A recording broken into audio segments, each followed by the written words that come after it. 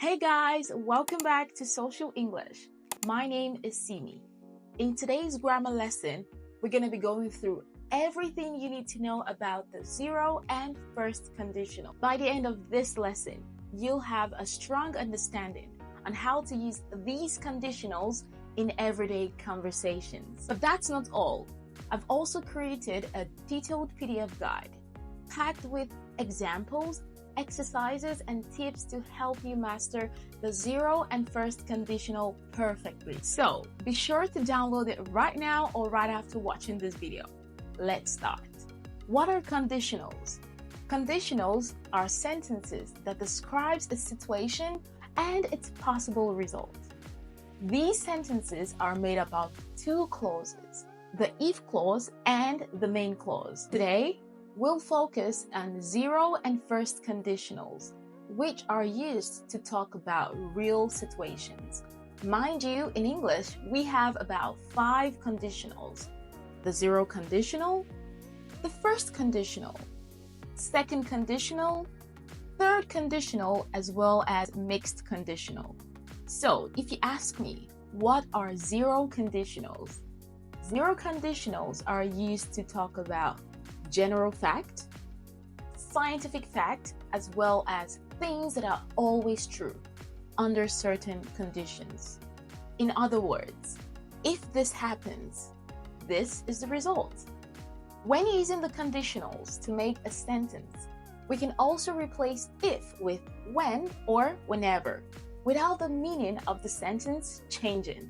So, for example, if I cry, I have headache.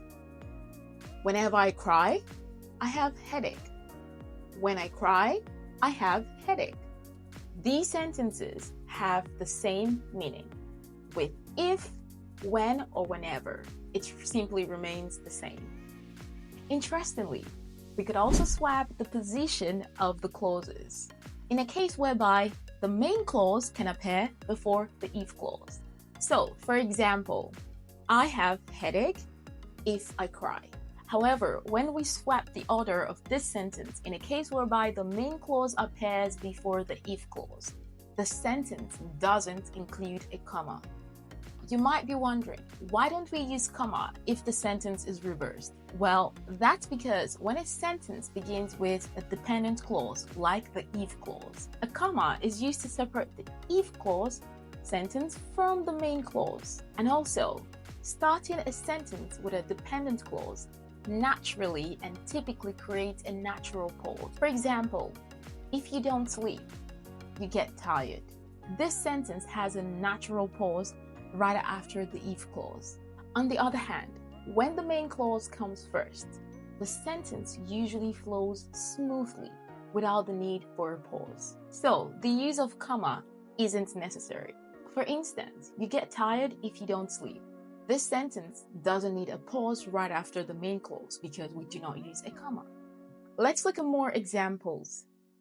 If you mix red and blue, you get purple.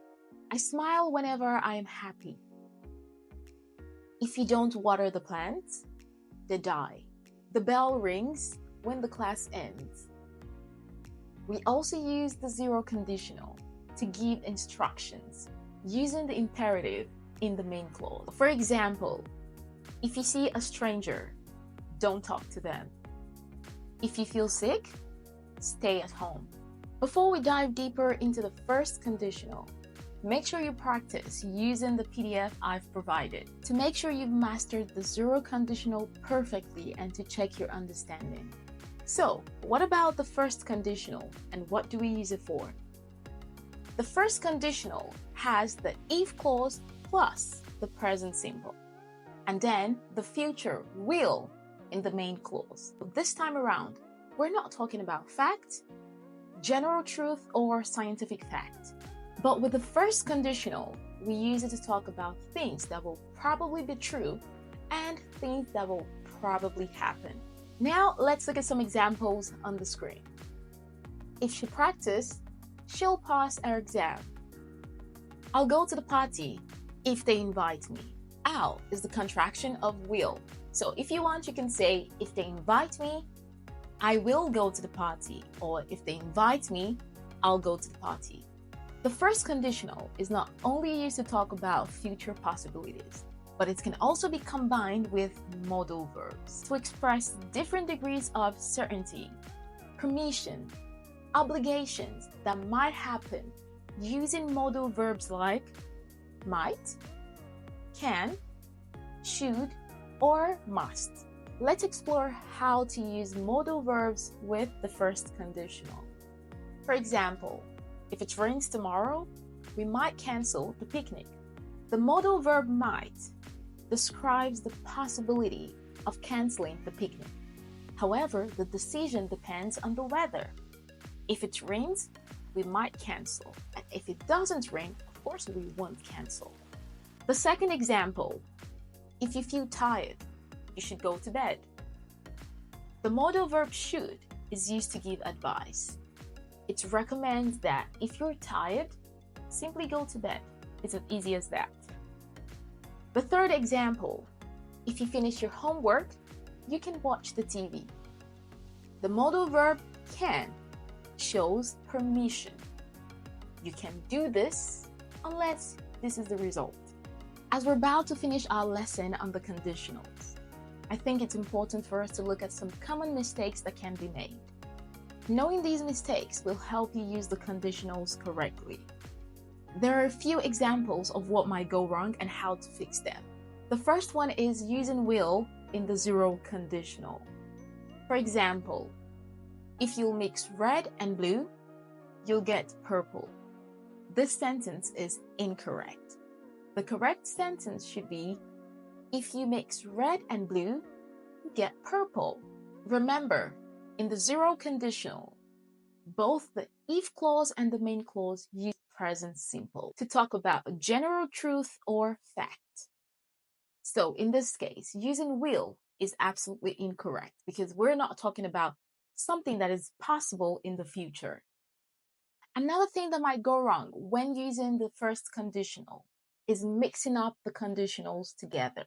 So for example, if you finish your homework, you can watch TV. This sentence is wrong.